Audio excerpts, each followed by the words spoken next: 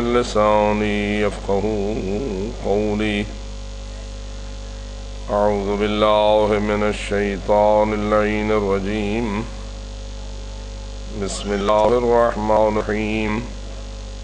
الحمد لله رب العالمين، والصلاة والسلام على أشرف الأنبياء والمرسلين، سيدنا ونبينا وشفيع ذنوبنا وطبيب قلوبنا ومولانا أبي القاسم محمد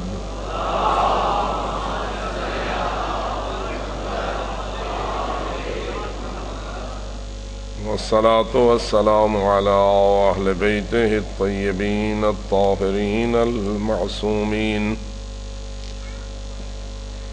الغر الميامين المنتجبين المكرمين، الذين أذهب الله عنهم الرجس وطهرهم تطهيرا.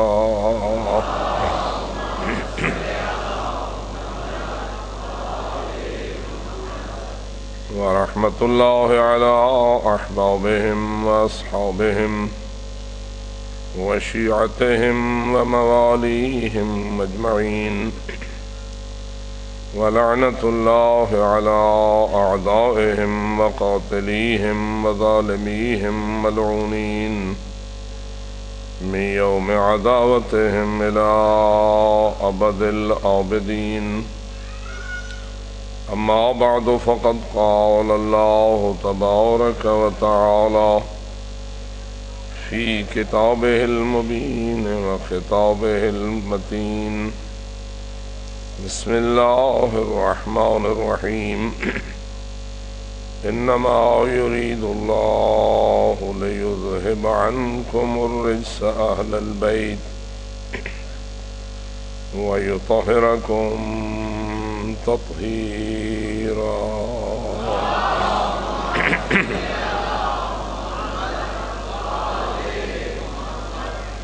بارگاہ احدیت میں التجا ہے، بحق شہداء کربلا، بحق معصومین علیہم الصلاۃ والسلام،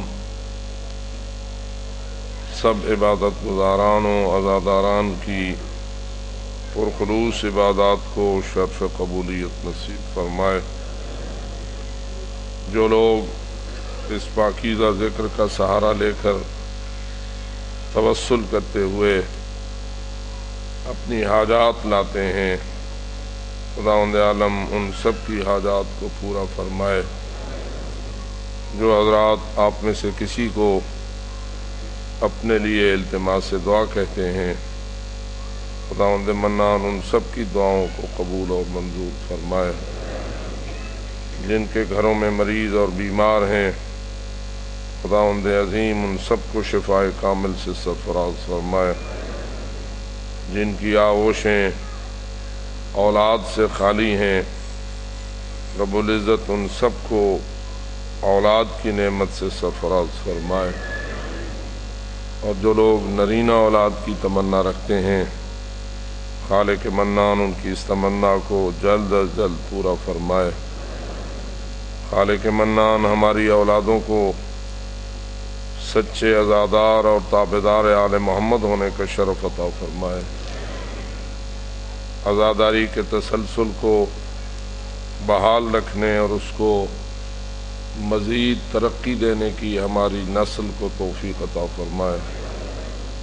جو اس کے دشمن ہیں، خالق منان ان کی تمام سازشوں کو ناکام فرمائے۔ اگر وہ قابل ہدایت ہیں تو ہدایت فرمائے، اور ناقابل ہدایت ہیں تو ان کے منحوس وجود سے اپنی زمین کو پاک فرمائے۔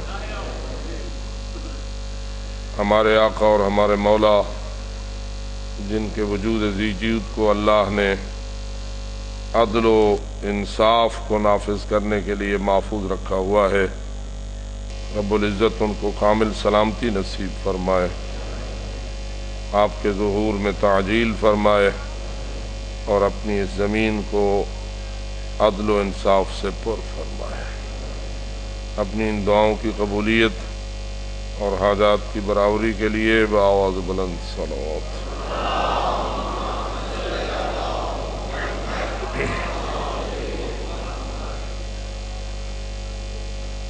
سورہ الاحزاب کی آیت نمبر 33 میں ارشاد الہی ہے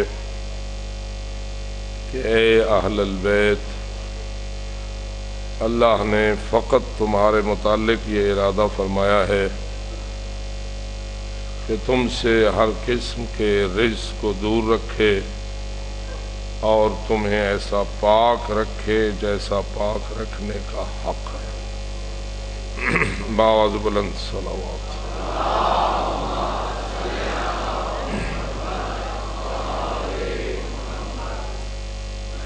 اس رب کریم نے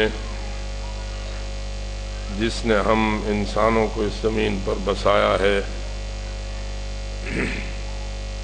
ہمارے لیے ہمارے رزق کی ضمانت بھی اسی نے اٹھائی ہے اور ہماری ہدایت کی ضمانت بھی اسی نے اٹھائی ہے۔ قرآن مجید میں فرماتا ہے ما من دابۃ فی الارض الا علی اللہ رزقها، زمین میں کوئی جاندار نہیں مگر اس کا رزق اللہ کے ذمہ ہے۔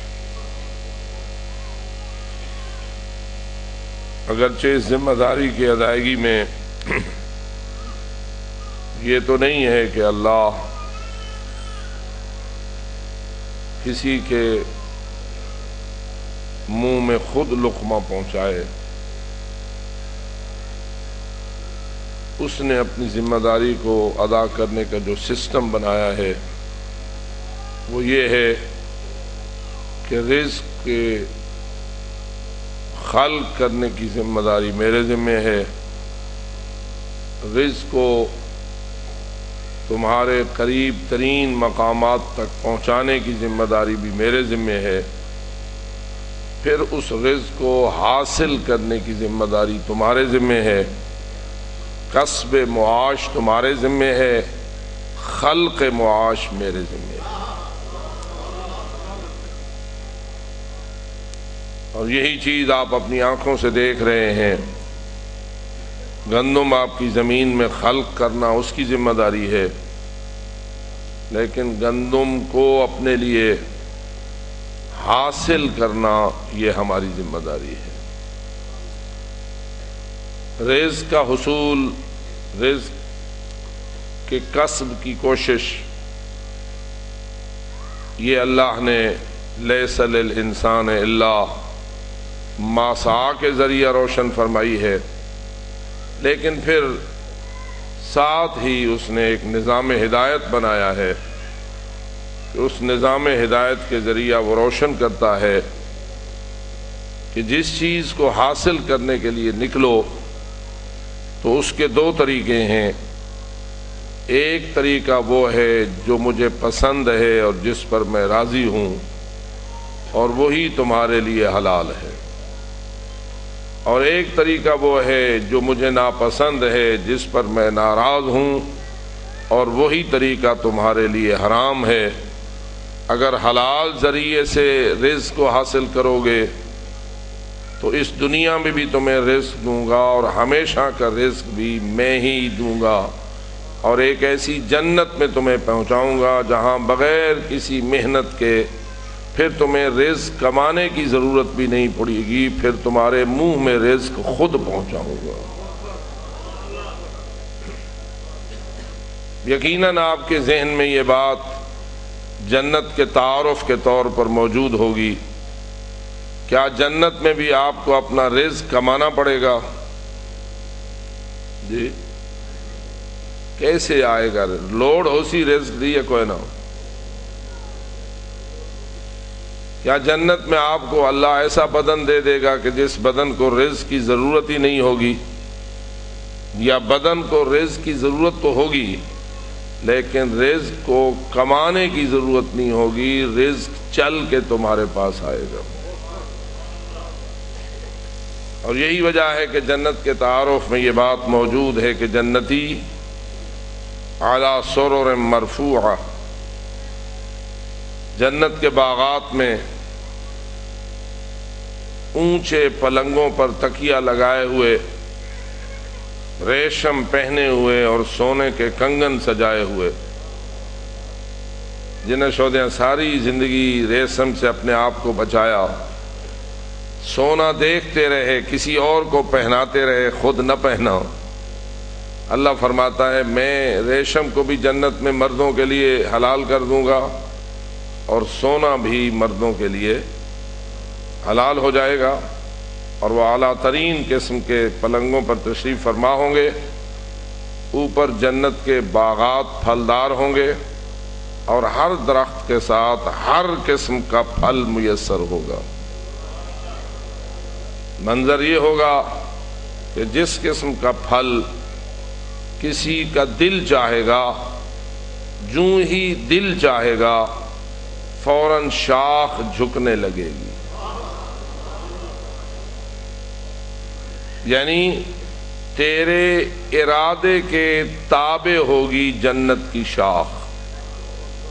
جیسے اس دنیا میں تیرے ارادے کے تابع ہے تیرے بدن کا ہر عضو۔ آپ کی آنکھ آپ کے ارادے کے تابع ہے یا نہیں؟ آپ کا کان آپ کے ارادے کے تابع ہے یا نہیں؟ آپ کا ہاتھ آپ کے ارادے کی تابع ہے یا نہیں؟ آپ کا پاؤں آپ کے ارادے کی تابعداری کرتا ہے یا نہیں؟ تو آپ دیکھ رہے ہیں کہ آپ سر سے لے کے پاؤں تک جتنا بھی اعضائے بدن رکھتے ہیں، یہ سارے اعضاء آپ کے ارادے کی اطاعت کرتے ہیں۔ جب آپ کسی عضو کے متعلق کچھ چاہتے ہیں تو وہی عضو آپ کے ارادے کے مطابق کام کرنے لگ جاتا ہے، اور اگر آپ نہیں چاہتے ہیں تو پھر وہ عضو وہ کام نہیں کرتا ہے۔ جس طرح ہمارا بدن ہمارے ارادے کے تابع بنایا ہے اللہ نے، اسی طرح وہ فرماتا ہے کہ جنت میں جنت کے ہر پھل کو اور جنت کی نعمات کو تمہارے ارادے کے تابع کر دوں گا۔ تم ارادہ کرتے جاؤ گے، رزق حاضر ہوتا جائے گا۔ پھل ہیں تو وہ حاضر ہو جائیں گے، پرندے ہیں خود پھڑ پھڑا کے آئیں گے اور آپ سے خواہش کریں گے کہ میں آپ کی خدمت کے لیے حاضر ہوں، اگر آپ مجھے چاہیں تو کھانے کا ارادہ کریں۔ جو ہی آپ کھانے کا ارادہ کریں گے وہ پرندہ بھونا ہوا گوشت بن جائے گا۔ پروگرام ہے، آواز بلند صلوات۔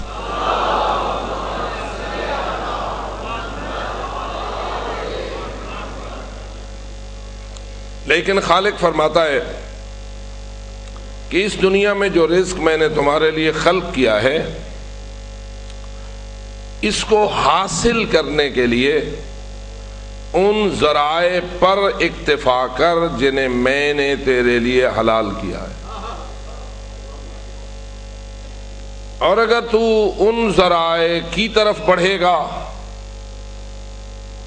کہ جو میں نے تیرے لیے پسند نہیں کیے، میں نے تیرے لیے ان کو حلال نہیں کیا، میں نے ان طریقوں سے رزق حاصل کرنے کو تیرے لیے حرام قرار دے دیا ہے، اگر تو اس حرام ذریعے سے میرے رزق کو حاصل کرنے کی کوشش کرے گا، رزق تو مل جائے گا لیکن تو جنت کے رزق سے ہمیشہ کے لیے محروم ہو جائے گا اور جہنم کی ہمیشہ کی سزاؤں کا حقدار ہو جائے گا۔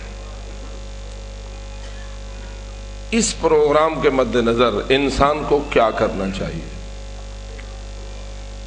تھوڑی صلاح کیا ہے؟ حلال پہ اکتفا کرے یا حرام کی طرف جرأت کرے؟ تھوڑا سا سمجھنے کا مسئلہ ہے۔ بہت سارے لوگ ہیں جو حلال اور حرام کے درمیان کوئی فرق نہیں کرتے۔ وجہ اس کی عموماً یہ ہوتی ہے کہ ماحول ایسا بنا ہوا ہوتا ہے، چاروں طرف چونکہ حرام کا رواج ہو چکا ہوتا ہے، اس لیے بہت سارے لوگوں کی جرأت حرام پر بڑھ جاتی ہے۔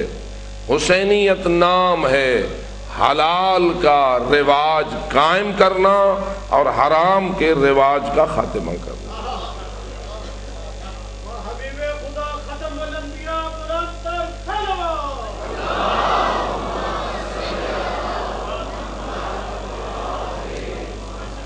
میرے اس لفظ سے آپ کا اتفاق ہے؟ میں مانتا ہوں ماتم حسین حسینیت ہے، میں تسلیم کرتا ہوں تعزیہ بنانا حسینیت ہے، علم سجانا حسینیت ہے، ذوالجناح نکالنا حسینیت ہے، جلوس نکالنا حسینیت ہے، یہ تمام مراسم عزاداری حسینیت ہیں۔ لیکن اگلا یہ جملہ بھی تو آپ مجھے سمجھائیں، کیا حلال پر اکتفا کرنا اور حرام سے اپنے آپ کو محفوظ رکھنا کیا یہ بھی حسینیت ہے یا نہیں؟ یہ تو کوئی حسینیت کا صحیح تصور نہیں ہے کہ جب 10 دن ماہ محرم کے آ جائیں تو اس میں چند مراسم عزاداری پر عمل کرنا شروع کر دیا جائے، جلوس نکالے جائیں، ماتم ہو جائے، نوحہ خوانی ہو جائے، گریہ ہو جائے، بکا ہو جائے، مجلس ہو جائے، تعزیے بن جائیں، علم سج جائیں، ذوالجناح نکلیں، اور یہ ساری مراسم عزاداری پہ عمل ہو، لیکن ساتھ ساتھ حرام حلال دونوں چلتے رہے۔ کیا خیال ہے؟ یہ دونوں پروگراموں کا ساتھ تعزیہ داری اور علم برداری کے چلنا، یہ سارا کچھ حسینیت ہے۔ اسی لیے بہت زیادہ توجہ کی ضرورت ہے کہ جو مراسم عزاداری تک حسینیت کو محدود سمجھتا ہے وہ حسینیت کی صحیح معرفت نہیں رکھتا ہے، نہ وہ حسینیت کی صحیح معرفت رکھتا ہے، نہ وہ امام حسین کی صحیح معرفت رکھتا ہے۔ اور جو آنسو آنکھ سے بہے امام حسین کی معرفت میں، اس کی قیمت سب سے زیادہ ہے۔ اگر معصومین نے یہ فرمایا ہے کہ بقا علی الحسین عارفا بحق، جو روئے امام حسین پر ان کے حق کو پہچانتے ہوئے، وجبت لہ الجنہ، اس کے لیے جنت واجب ہے۔ بلکہ اس حد تک فرمایا من بکا او ابکا او تباکا وجبت لہ الجنہ، جو روئے رلائے یا فقط رونے کی شکل بنا لے، سوگوار بن جائے، شکل اس کی وہی ہو، لباس اس کا ایسا ہو، اس کی کیفیت ایسی ہو جیسے کسی کا کوئی مر جاتا ہے۔ کیا خیال ہے؟ جن کے گھروں میں ماتم ہو جاتے ہیں ان کے چہروں کے رنگ بدلتے ہیں یا نہیں؟ ان کا انداز کچھ تبدیل ہوتا ہے یا نہیں؟ ان کے لباس میں تبدیلی آتی ہے، ان کے اٹھنے بیٹھنے میں تبدیلی آتی ہے۔ وہ صوفوں پہ بیٹھ کر فاتحہ نہیں پڑھتے، وہ فرش عزا بچھا کر فاتحہ پڑھتے۔ ہم جب گزرتے ہیں دیکھتے ہیں کہ کسی گھر کے باہر کوئی دری بچھی ہوئی ہے، چند لوگ بیٹھے ہوئے، فوراً توجہ ہو جاتی ہے ان لوگوں کے گھر میں کوئی قضیہ ہو گیا ہے، ان کا کوئی ماتم ہو گیا ہے، اس لیے انہوں نے فرش عزا بچھائی ہوئی ہے۔ معلوم ہوا سوگوار کی شکل بتاتی ہے کہ یہ سوگوار ہے۔ امام نے فرمایا اگر تجھے رونا نہ آئے، آنسو نہ بہیں، تو کم از کم امام حسین کے عزادار اور سوگوار کی شکل تو بنا لے۔ یہ آپ کا کالا لباس، یہ آپ کے سروں کا عریان ہونا، یہ آپ کا فرش عزا پہ بیٹھنا، یہ آپ کا انداز بتا رہا ہے کہ آپ کا کوئی ایسا شہید ہوا ہے جس جیسا آپ کا کوئی محسن نہیں ہے۔ وجبت لہ الجنہ، جو اس قسم کی شکل سوگواری بنائے گا اس کے لیے بھی جنت واجب ہو جائے گی۔ لیکن کیا فقط شکل بنائے یا اس کے کردار میں بھی حسینیت کا نور نظر آئے؟ اصل مسئلہ یہ ہے کہ جس سے ہمارے معاشرے کو دور کیا گیا ہے، اور بہت سارے ایسے لوگ عزاداری کے سربراہ بن بیٹھے ہیں اور عزاداری کی باغ ڈور انہوں نے اپنے ہاتھ میں لے لی ہے، جنہیں مقصد عزاداری کا ادراک ہی نہیں ہوا۔ اس لیے ہماری ذمہ داری ہے کہ ہم آپ کی خدمت میں عرض کریں کہ اللہ یہ فرماتا ہے رزق کا نظام اگر میں نے قائم کیا ہے تو ہدایت کا نظام بھی میں نے قائم کیا ہے، اور میرے نزدیک رزق کا نظام اتنا اہم نہیں ہے جتنا تمہاری ہدایت کا نظام ہے، اور یہی وجہ ہے کہ ہدایت کے نظام کی باغ ڈور میں نے اپنی معصوم مخلوق کے ہاتھوں میں دی ہے۔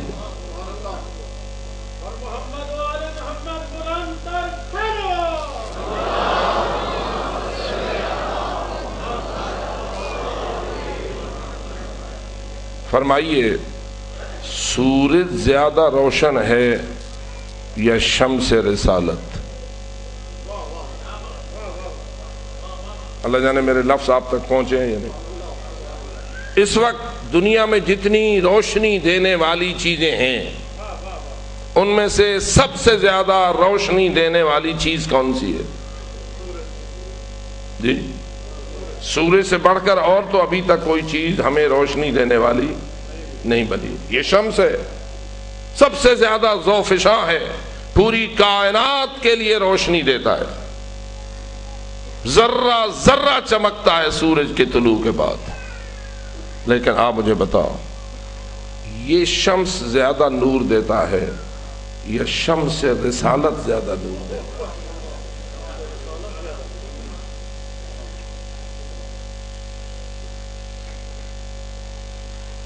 یہ نور تیری آنکھوں کو روشن کرتا ہے، شمس رسالت کا نور تیرے دل کو روشن کرتا ہے، تیرے قلب و دماغ کو نورانی بناتا ہے، تیری فکروں سوچوں اور عقل کو نورانیت فراہم کرتا ہے۔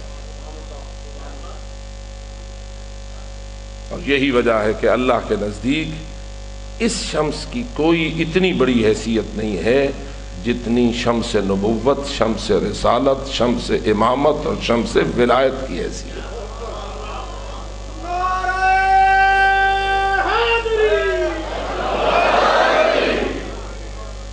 اربوں کھربوں سورج قربان اس ایک کرن پر جو علی ولی اللہ کے صدقے حاصل ہوتی ہے۔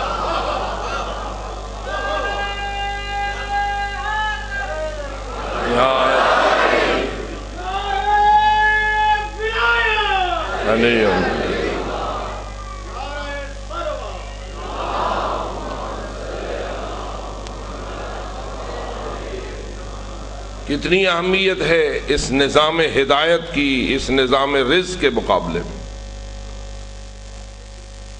اس پہلو پہ پھر سوچو، بار بار غور کرو تاکہ ہماری فکروں پر اس فکر کی حکومت ہو جائے اور ہماری سوچوں پر اس سوچ کی حکمرانی قائم ہو جائے، اور ہم جب رزق ڈھونڈنے کے لیے نکلیں تو ہمیں فکر آل محمد سے جدا ہو کر رزق ڈھونڈنے کی ضرورت نہ ہو، اوپر فکر اہل بیت ہو، نیچے رزق کا وسیلہ ہو۔ درس لینا ہے محرم اور حرام سے تو لو، یہ نہیں ہے کہ انسان فقط امام بارگاہ کی چار دیواری تک حسینی ہو اور باہر حسینی نہ رہے۔ ذرا غور فرمائیے حسینی انسان کو کب ہونا چاہیے، کس کس وقت میں ہونا چاہیے؟ ذرا غور کیجئے۔ نماز ابھی کبھی کبھی آپ پڑھتے ہیں، روز آپ اپنے وقت مقرر پہ رکھتے ہیں، حج بھی آپ اپنے موسم خاص میں کرتے ہیں، زکوٰۃ بھی اپنے خاص وقت پہ دیتے ہیں، خمس بھی اپنے خاص وقت پہ دیتے ہیں، لیکن محبت علی آپ کب رکھتے ہیں؟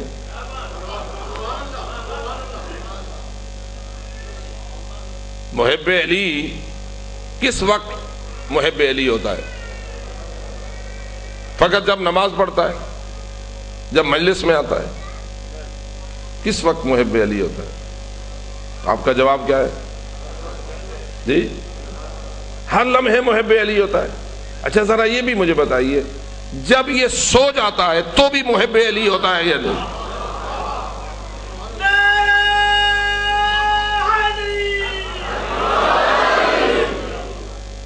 کیونکہ انسان کے بدن کی دو کیفیتیں ہیں، کبھی بیداری ہے اور کبھی نیند ہے۔ جب نیند ہے تو کہتے ہیں نیند آدھی موت ہے، جب نیند آتی ہے تو انسان کا بہت کچھ انسان کے اختیار سے باہر نکل جاتا ہے. انسان کے ہاتھ اس کے اختیار میں نہیں ہوتے، انسان کا بدن اس کے اختیار میں نہیں ہوتا، حتیٰ کہ انسان کی سوچ بھی سو جاتی ہے، فکر بھی کچھ پتہ نہیں کہاں سے کہاں چلی جاتی ہے. ایسے عالم میں جب انسان کے اوپر خواب نیند مکمل طور پر غالب ہوتی ہے اور گہری نیند لے رہا ہوتا ہے، بلکہ خراٹے لے رہا ہوتا ہے، اس وقت بھی محبت علی رکھتا ہے یا نہیں؟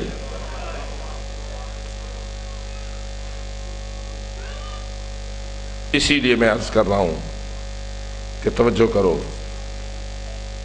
آل محمد کے ہادی ہونے پر ایمان ہمارے اعضاء و جواہر میں چمکے، ہمارے کردار پہ اس کا اثر نظر آئے، ہماری سوچیں آل محمد کی سوچوں کے تابع ہوں، ہماری فکریں اہل بیت کی فکر کے تابع ہوں، نظام رزق نظام ہدایت کے تابع ہو کے چلے، تو اس کا نام ہے ایمان، جس کی بہت زیادہ ضرورت ہے. اور کوئی مانے یا نہ مانے، جو آل محمد کا کلمہ پڑھتے ہیں انہیں تو ماننا چاہیے یا نہیں؟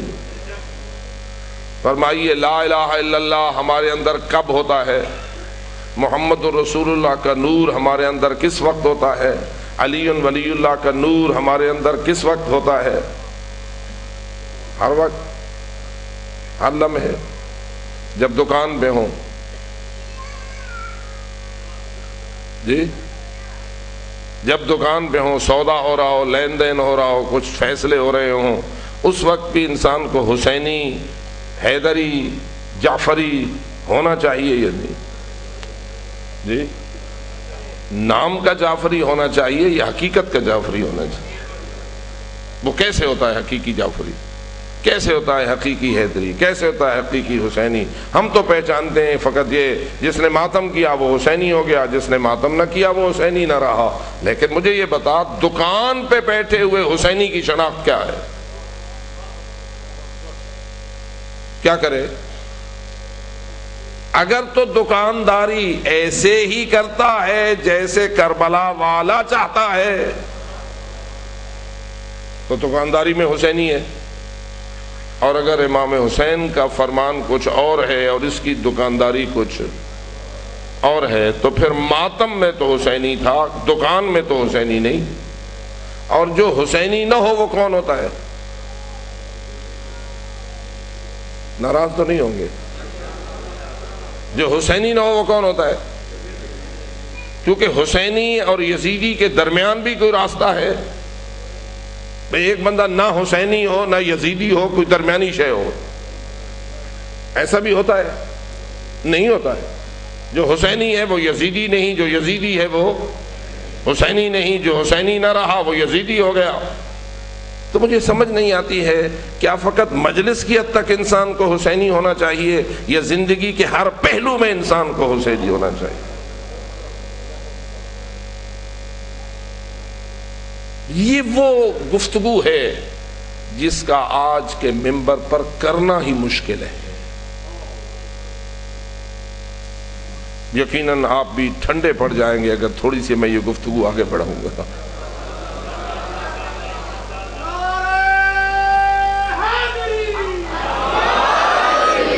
اور اگر آپ پسند کرتے ہیں تو اس کا مطلب یہ ہوا کہ ہماری لمبے عرصے کی محنتیں کچھ رنگ لا رہی ہے.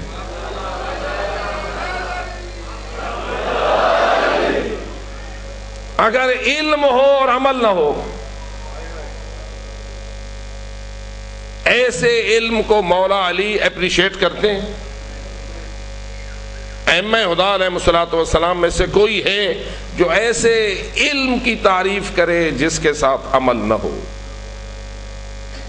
بڑی علمی مجالس پڑھی جا سکتی ہیں اور سنائی جا سکتی ہیں کہ انشاءاللہ ہوتی رہتی ہیں یہ باتیں، لیکن اصل مسئلہ یہ ہے علم اس وقت انسان کے لیے کمال بنتا ہے جب اس کے ساتھ عمل ہو، ورنہ وہ علم وبال بن جاتا ہے جس کے ساتھ عمل نہ ہو. اور یہ میرا اپنا جملہ نہیں، امیر المومنین علی حیدر کرار کا ارشاد ہے، العلم بدون العمل وبال. علم ہو بغیر عمل کے تو یہ علم کیا ہوتا ہے؟ کس کے لیے وبال ہوتا ہے؟ اس کے اپنے لیے بھی وبال ہوتا ہے اور دوسروں کے لیے بھی وبال ہوتا ہے. اس لیے کہ جو عالم ہو بے عمل، وہ جب گفتگو کرے گا تو وہ دوسروں کے لیے بھی وبال بن جائے گا، تباہی کا وسیلہ بن جائے گا. وہ ایک بم ہے کہ جو قوم پر پھٹے گا اور ان پر بد عملی کا غبار ڈال دے گا. اس لیے میرے عزیز مہربانو، آؤ سچے اور خالص حسینی بننے کا عہد کریں. جو عہد کرنا چاہتا ہے بآواز بلند صلوات پڑھے.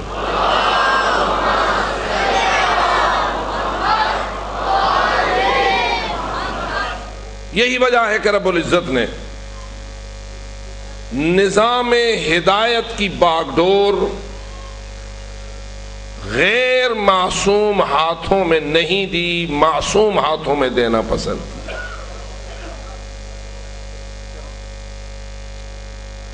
مرکزی راہبر اللہ کی طرف سے نظام ہدایت کا ہمیشہ معصوم رہا ہے. کسی غیر معصوم کو اللہ نے اپنے دینی نظام کا راہبر بنانا پسند، یعنی مرکزی راہبر بنانا پسند نہیں کیا. مرکزی راہبر معصوم رہا ہے، اس کے ذیل میں پھر بہت سارے غیر معصوم لوگ بھی اور عادل اور نیک اور متقی لوگ بھی اس نظام کے ساتھ تعاون کرنے والے رہے ہیں. ورنہ جس کو اللہ نے نظام دین کا مرکزی باغ ڈور کا مالک بنایا ہے وہ ہمیشہ معصوم رہا. سب سے پہلے اللہ نے حضرت آدم کے ہاتھ میں دیا. انبیاء کے متعلق آپ فرمائیے، ہر نبی اپنے اپنے زمانے میں نظام ہدایت کا مرکزی رہنما ہے یا نہیں؟ نبوت ہے کائے کے لیے؟ کوئی اپنا سر اونچا کرنے کے لیے تو نہیں نبی آتے، کوئی اپنا فخر جتانے کے لیے تو نبی نہیں آتے. نبی آتے ہیں اللہ کا دین پھیلانے کے لیے، نبی آتے ہیں اللہ کے نظام ہدایت کو چلانے کے لیے. ہماری بہت ساری دنیا اس بات پہ لگی ہوئی ہے، نہیں جن کے ذمے اللہ نے نظام ہدایت لگایا ہے ان کے ذمے نظام ہدایت کی اتنی بات نہیں کرتے، نظام رزق کی زیادہ بات کرتے کہ رزق ان کے ذمے ہونا چاہیے. یہ تیرا خالق حکیم خود جانتا ہے کہ رزق کا نظام چلانے کے لیے مجھے کیا کرنا ہے، ہدایت کا نظام چلانے کے لیے مجھے کیا کرنا ہے. کیا خیال ہے یہ جتنا کافروں کو رزق ملتا ہے یہ معصومین آ کر انہیں دیتے ہیں؟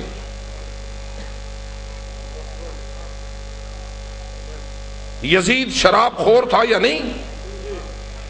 جی حرام خور تھا یا حلال خور تھا؟ شراب خور تھا یا کوئی حلال مال پیتا تھا؟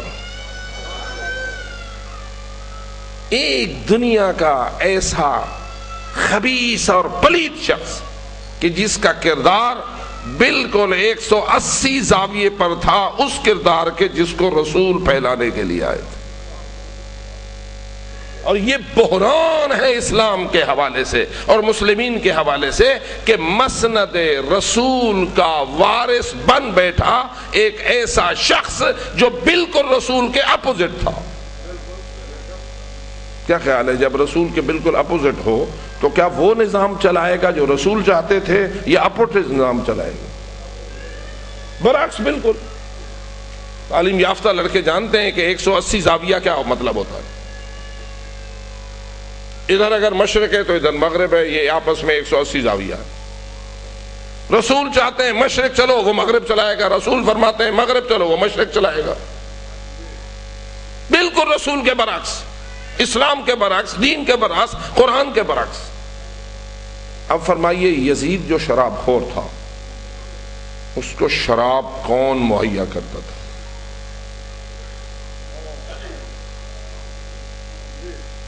کیا اس کو اس وقت کے معصوم کے ذمہ لگا سکتے ہو؟ اور اس وقت معصوم ذات کون تھی؟ یزید کے دور میں نظام ہدایت کا مرکزی رہنما کون تھا؟ جی امام حسن مجتبی تو 10 سال پہلے شہید ہو گئے تھے اور نظام ہدایت کا سارا بوجھ اور اس کی رہبری کی ساری ذمہ داری کن کے کندھے پہ آ گئی تھی؟ امام حسین علیہ السلام کو. اس لیے کہ آپ جانتے ہیں سن 50 ہجری میں امام حسن مسموم ہوئے اور شہید ہو گئے، درجہ شہادت پہ فائز ہو گئے. سن 50 ہجری کی 28 صفر کے بعد امامت دین کی ذمہ داریاں کس کے گردن میں آئیں؟ امام حسین علیہ السلام کی گردن میں. تاکہ 10 سال بعد یزید کا باپ اس دنیا سے روانہ ہوا. اس 10 سال کے عرصے کے اندر یزید کے باپ نے ساری کوشش کر کے اقتدار کو یزید کے لیے ہموار کیا، اپنے تمام گورنروں کو ساتھ شامل کیا. آسان نہ تھا لیکن یہ کام بھی وہ کرنے میں کامیاب ہو گیا. اور ساری تاریخ اس بات پر مسلم ہے کہ یزید میں کوئی ایک بھی ایسی خوبی نہ تھی جس کی وجہ سے اسے اسلام کا اقتدار سونپنا جائز ہوتا. ساری خوبیاں اس میں ختم، ساری خامیاں، کمزوریاں اور برائیاں اس میں موجود تھیں، لیکن باپ یہ چاہتا تھا کوئی اور نہ بنے، بنے تو میرے بعد یزید بنے. مجھے یہ سمجھ نہیں آتی ہے کہ باپ کی یہ سوچ اسلامی تھی یا غیر اسلامی تھی.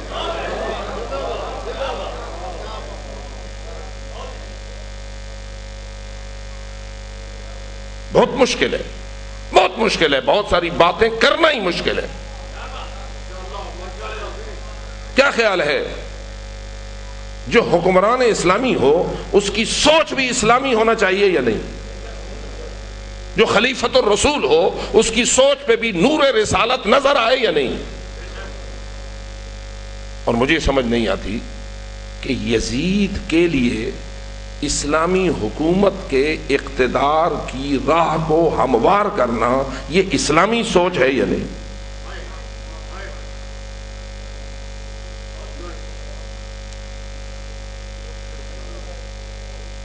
توجہ کریں، بحیثیت شیعہ کی بات نہیں کر رہا، میں بحیثیت ایک مسلم کی بات کر رہا ہوں. اور تمام عالم اسلام کے مسلمانوں سے میری اپیل ہے اس بات پہ سوچیں. یا تو کہو کہ باپ نے اپنے بیٹے کے لیے اقتدار کا راستہ ہموار نہیں کیا، اگر نہیں کیا تو یزید کے بننے کی کوئی گنجائش ہی نہ تھی.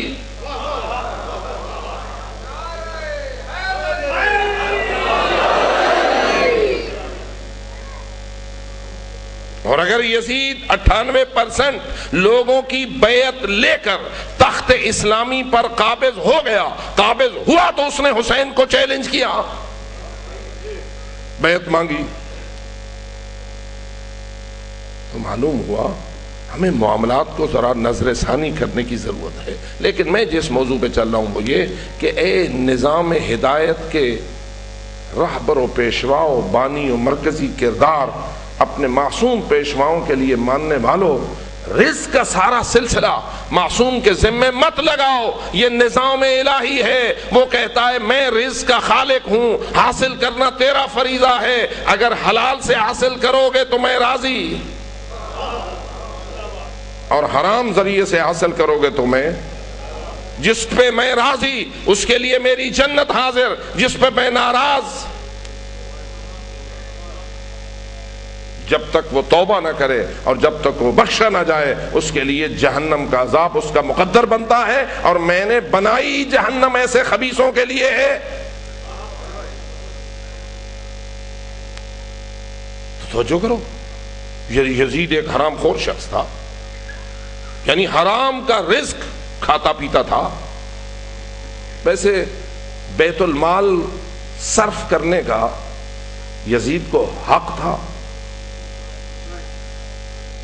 یہ جسے آج حکومتی خزانہ آپ کہتے ہیں، اسلام اسے بیت المال کہتا ہے. تو جو ہے اسلامی اصطلاح میں اس کو کیا کہا جاتا ہے؟ آپ اسے آج کل کیا کہتے ہیں؟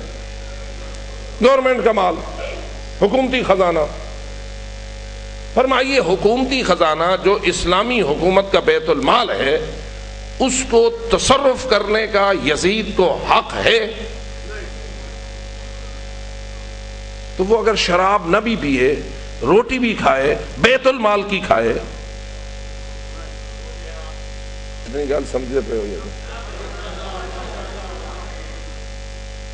لباس اگر بیت المال کا لے کے پہنے، بیت المال سے اگر وہ ایک درہم بھی حاصل کرے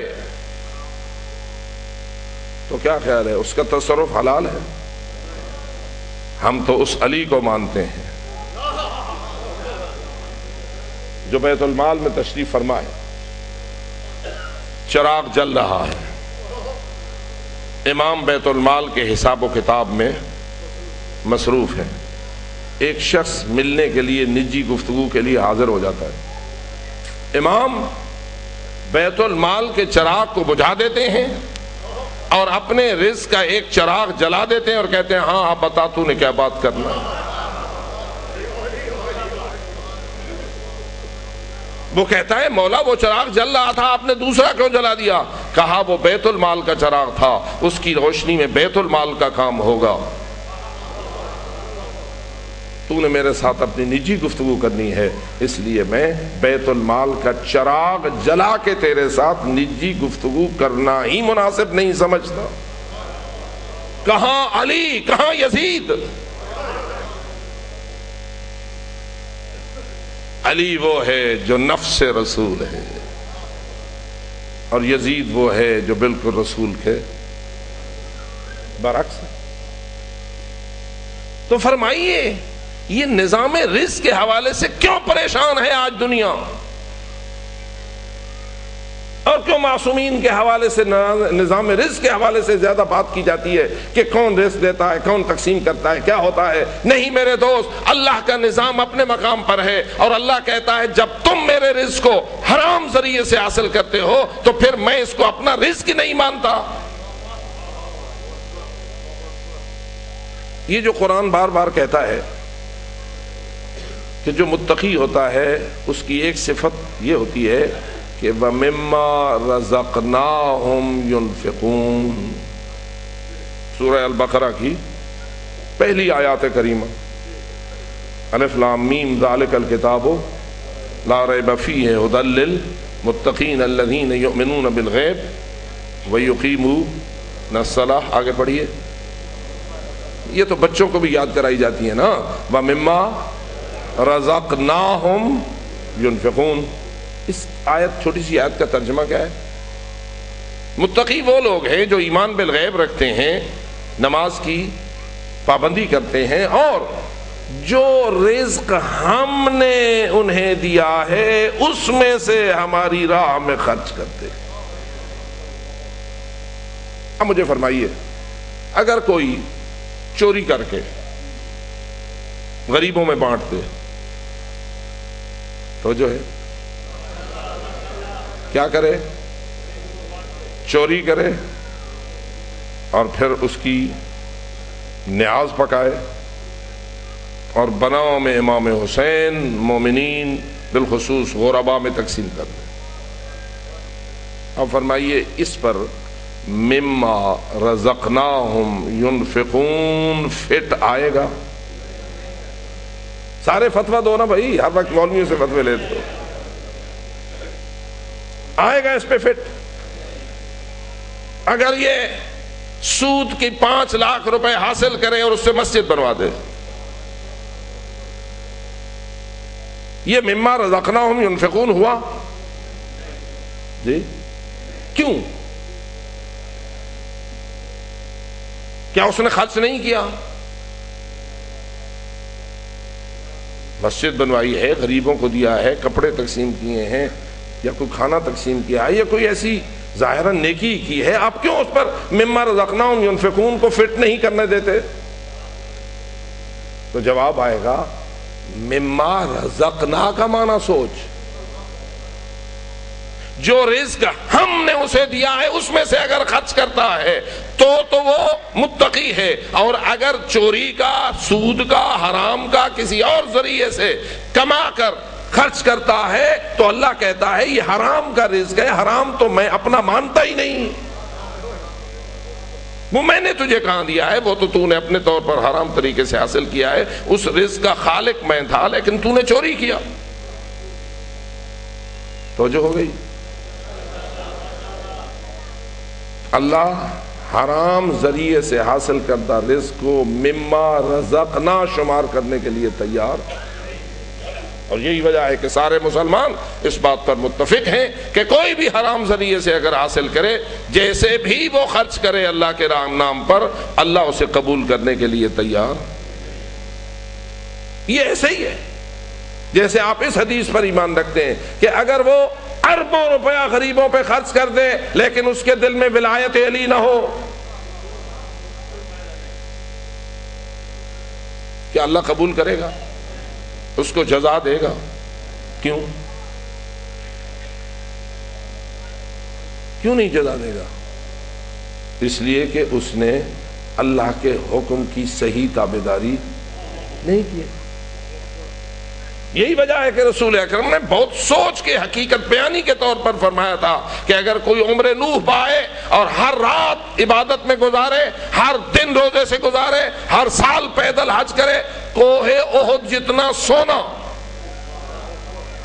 اللہ کے نام پر تقسیم کر دے، یہ اس کی زندگی ہو، اور موت اس کو اس طرح آئے کہ وہ صفا و مروہ کے درمیان یا رکن و مقام کے درمیان بے جرم و خطا قتل ہو جائے، پھر بھی رسول فرماتے ہیں اِلَّمْ يُوَالِكَ يَا عَلِي لَمْ يَشُمَّ رَائِحَةَ الْجَنَّةِ، اگر اس کے دل میں تیری ولایت نہیں ہے وہ جنت کی خوشبو کا بھی حقدار نہیں ہے۔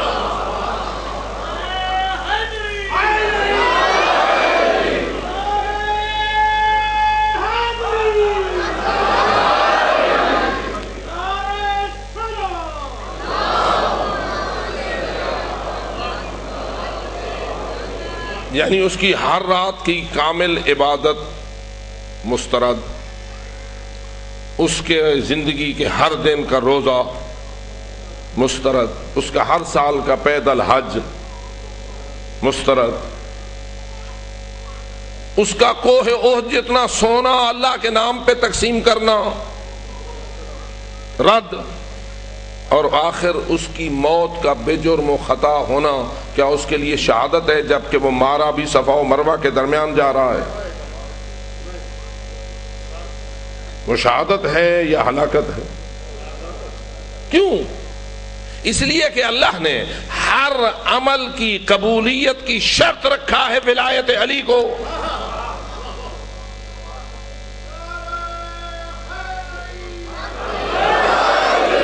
ہر عمل کی قبولیت کی شرط ضروری رکھی ہے کیا؟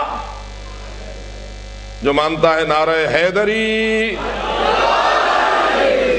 جس طرح ولایت علی ہر عمل کی قبولیت کی شرط ہے، ایسے ہی انفاق فی سبیل اللہ کی قبولیت کی شرط ہے کہ جو رزق تو نے خرچ کیا ہے اللہ کے نام پر وہ حلال کا ہو۔ اگر وہ حلال کا نہ ہوا تو کیا ہوگا؟ رد ہو جائے گا یا قبول ہو جائے گا؟ ڈھیلی گال کی تھی۔ معلوم ہوا ولایت علی والی شرط میں تو تم بڑے مخلص ہو، لیکن رزق حلال والی شرط کو ابھی منوانے کے لیے کچھ ٹائم لگے گا۔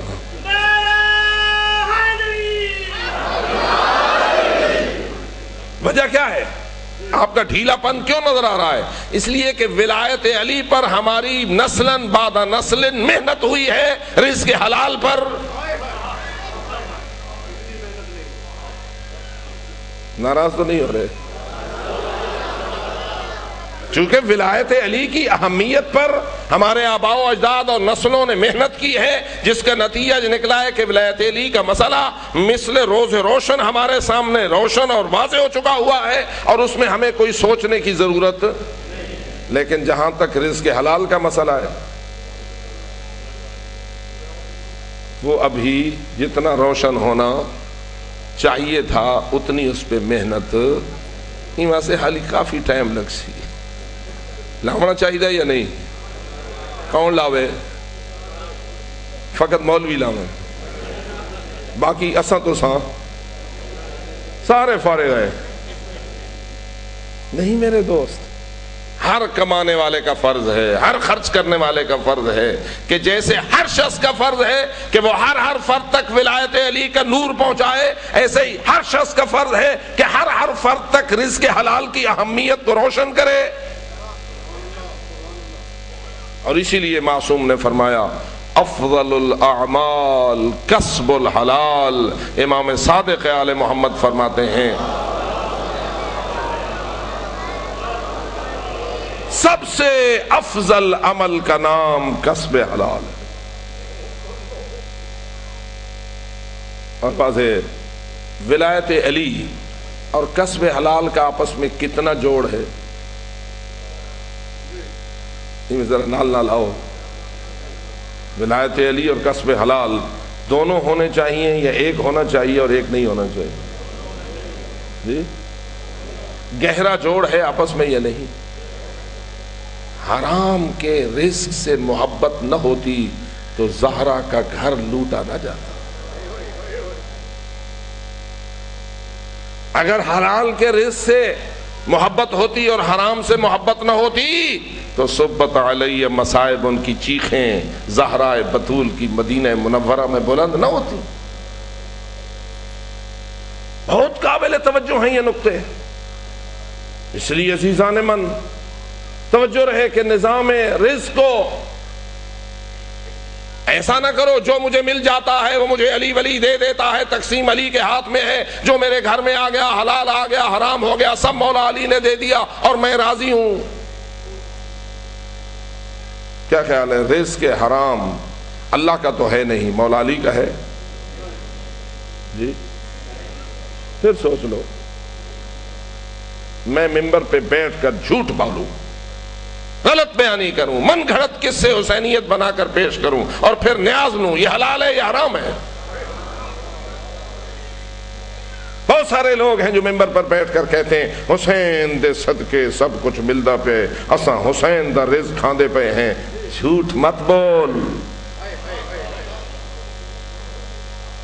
حرام کا رزق نہ اللہ کا ہے، نہ رسول کا ہے، نہ امام کا ہے، نہ حسین کا ہے۔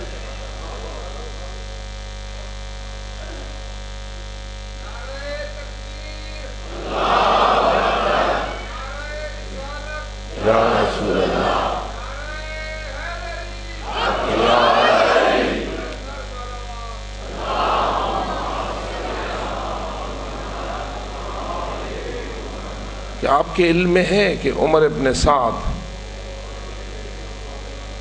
لشکر یزیدی کربلا کا کمانڈر رزق حلال کی لالچ میں بنا ہے یا رزق حرام کی لالچ میں بنا ہے؟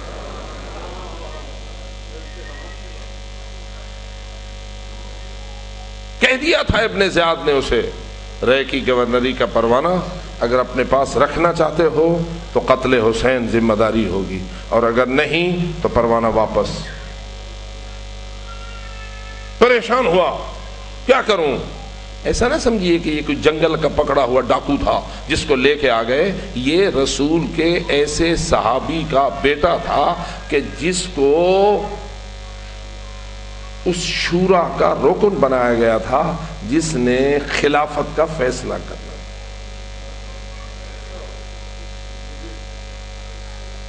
یعنی جو لوگ دوسری حکومت یا دوسری خلافت کی نگاہ میں مسلمانوں کے فرسٹ کلاس کے اول درجے کے لوگ تھے، جن کے ذمے یہ فیصلہ لگایا گیا کہ میرے بعد تم نے خلافت کا فیصلہ ان 6 افراد نے کرنا ہے، ان 6 افراد میں سے ایک اس عمر کا باپ تھا۔ کیا خیال ہے اسلامی طبقوں کے لحاظ سے فرسٹ کلاس کا طبقہ شمار ہوا یا نہیں؟ امت مسلمہ میں یہ لوگ شناختہ شدہ تھے یا نہیں؟ لیکن جب آ گئی گورنری کی بات اور پتہ چلا کہ گورنری تب بچتی ہے کہ حسین کو قتل کریں، اور اگر قتل حسین سے انکار کرے تو گورنری نہیں بچتی ہے، پہلے تو میں آپ سے پوچھتا ہوں ایسی گورنری حلال ہے یا حرام ہے؟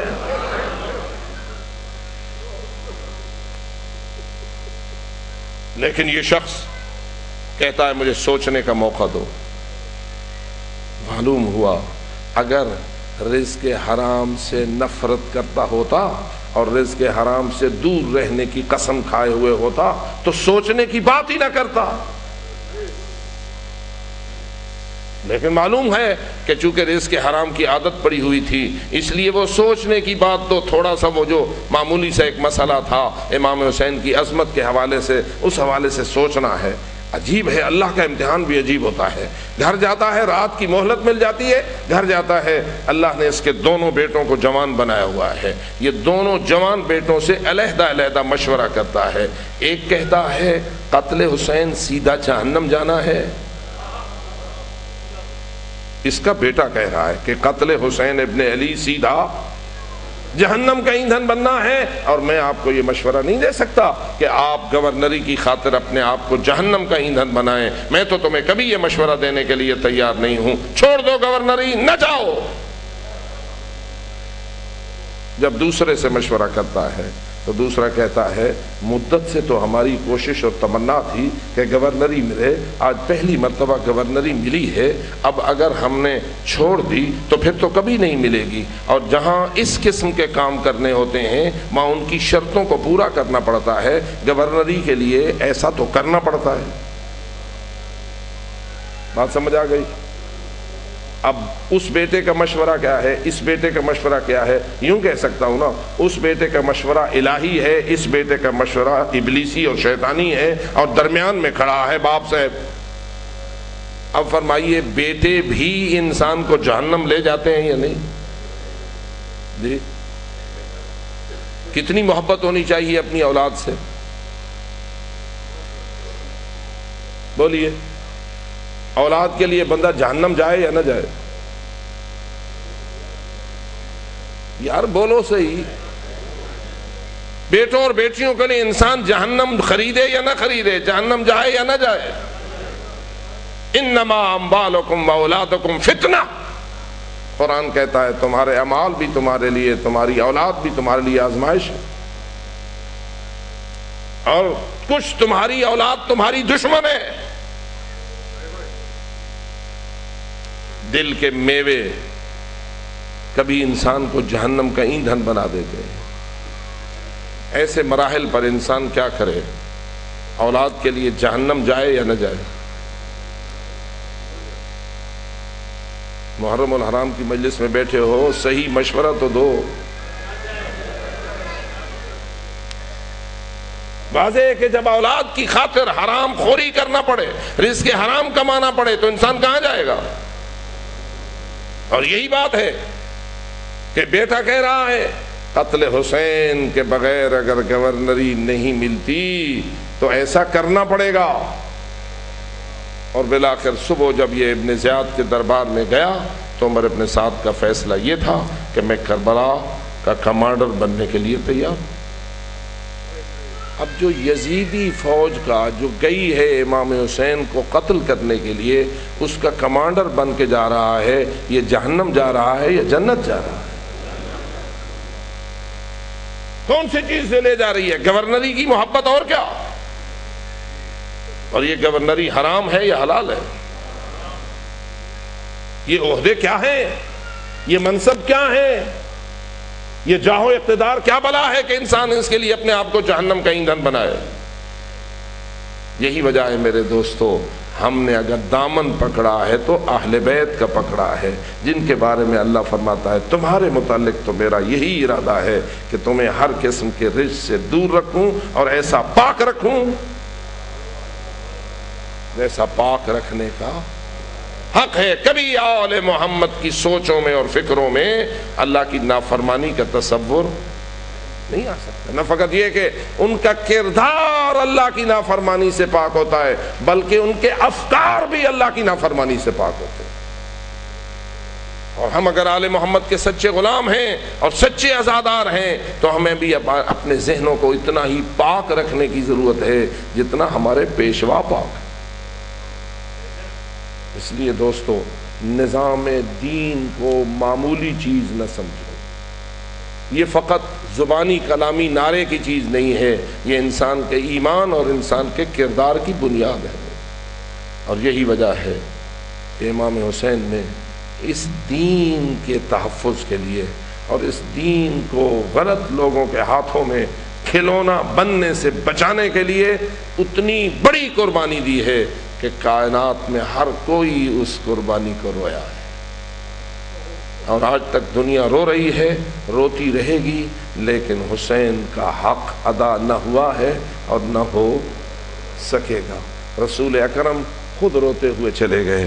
کل جیسے میں آپ کی خدمت میں عرض کر رہا تھا کہ رسول اکرم حسین کے بدن کے ہر اس حصے کو بوسے دیتے تھے کہ جس نے اس قربانی میں صدمہ اٹھانا تھا۔ اگر امام حسین کے بدن کے اوپر کہیں گلو پہ تلوار چلنی تھی تو رسول اس گلو پہ بوسے دیتے تھے۔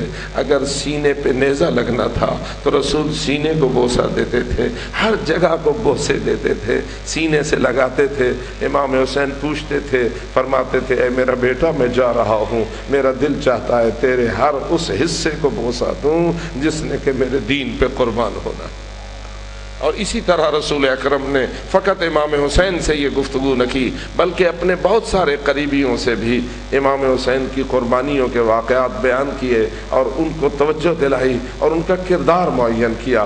اس کردار کی تعیین میں ایک کردار حضرت جناب رسالت مآب نے اپنی ایک زوجہ اور ہم سب مومنوں کی ماں حضرت ام سلمہ کا معین فرمایا۔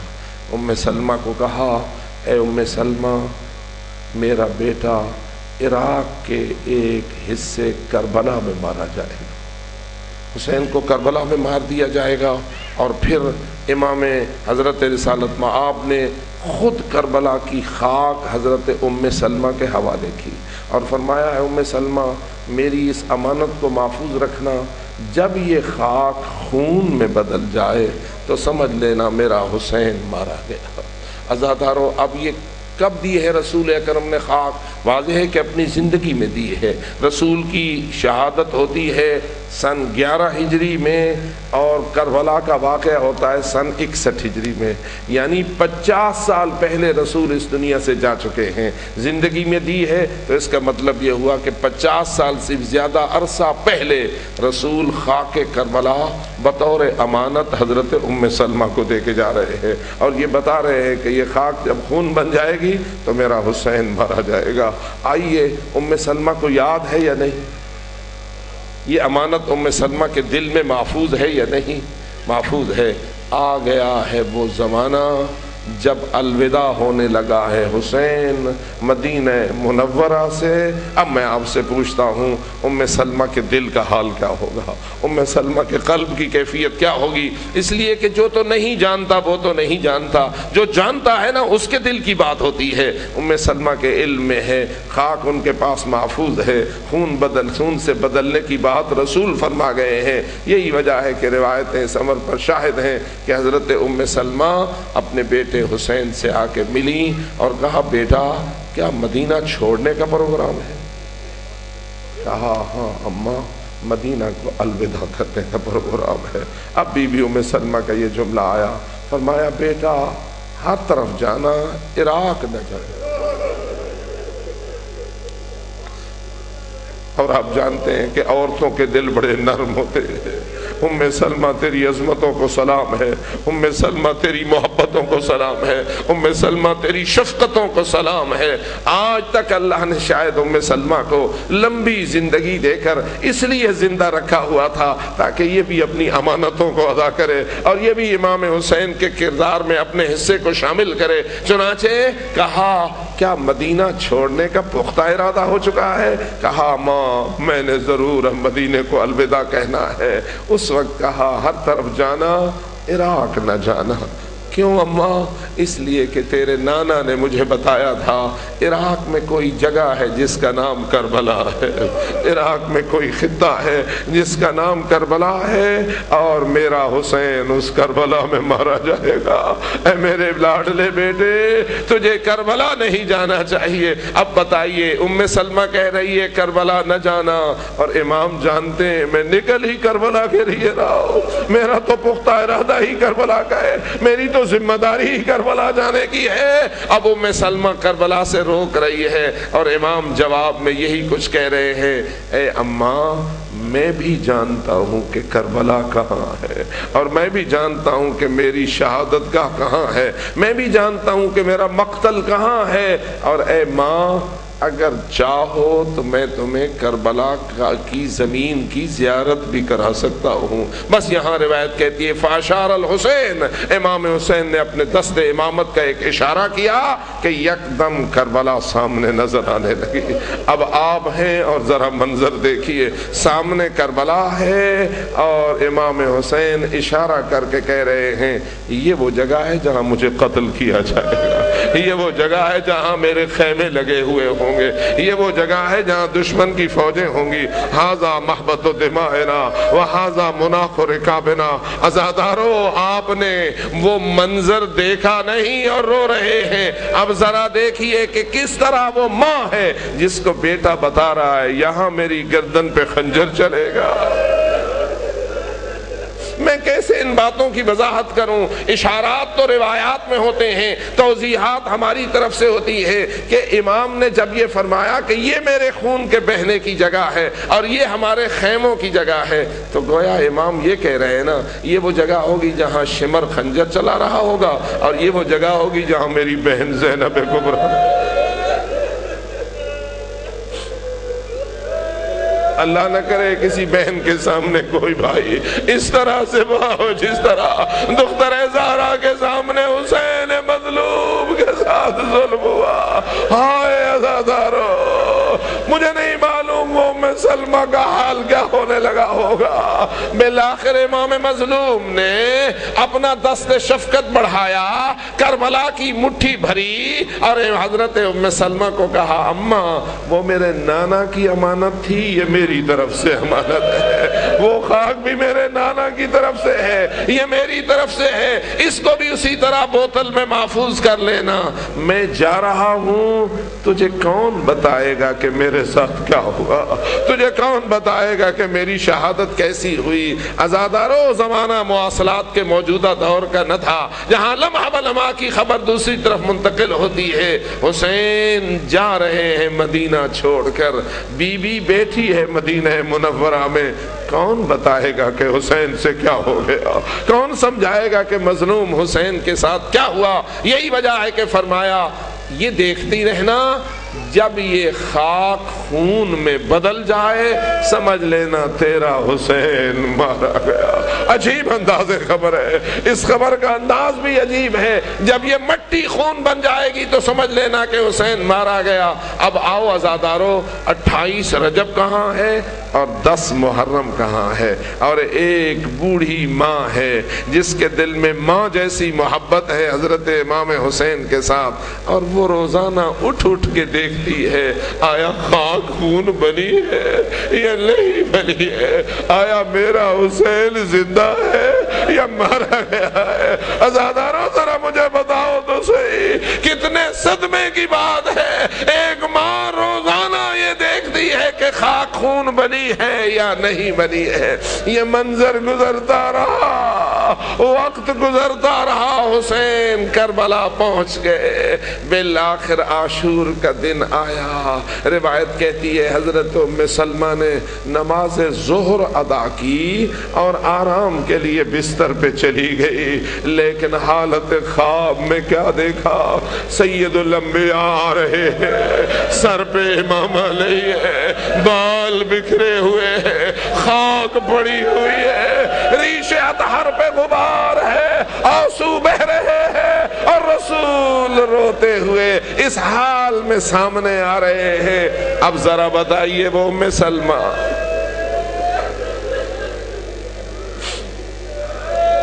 وہ ام سلمہ کہ جس نے ساری زندگی رسول کا یہ منظر کبھی نہ دیکھا تھا، آج جو اس منظر کو دیکھا رو کے کہنے لگی یا رسول اللہ یہ آپ کا کیا حال ہے؟ میں نے تو زندگی بھر آپ کو کبھی اس منظر میں نہ دیکھا تھا. یہ بال کھلے کیوں ہیں؟ یہ سر میں خاک کیوں ہے؟ یہ ریش اطہر پر غبار کیوں ہے؟ کیوں رو کے آ رہے ہو؟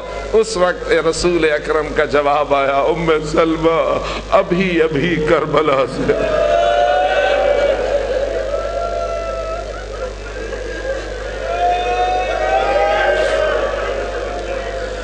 کربلا سے آ رہا ہوں، میرا بیٹا حسین مارا گیا. یہ سننا تھا. حضرت ام سلمہ نے رونا شروع کیا، چیخ بلند ہوئی، ختم ہوا اور ام سلمہ کے پاس کوئی چارہ نہ تھا۔ اس خواب کی تصدیق کیسے ہو؟ دوڑی اس کمرے کی جانب جس میں 2 خاک کی بوتلیں پڑی ہوئی تھی، جس میں خاک کی وہ 2 بوتلیں پڑی ہوئی تھی۔ اب آپ ہی بتائیے منظر کیا ہوگا؟ سارت دمن عبیتا، خاک تازہ خون میں بدل چکی تھی اور ان بوتلوں سے خون کے فوارہ ابل رہا تھا۔ ام سلمہ نے جب ادھر دیکھا، ادھر رسول کا منظر، ادھر خاک کا خون میں بدلنا اور کچھ چارہ نہ تھا، آواز آئی واہ حسینہ۔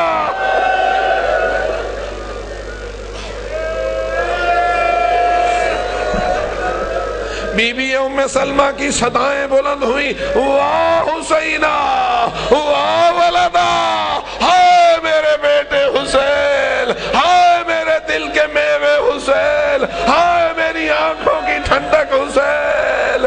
ام سلمہ کا رونا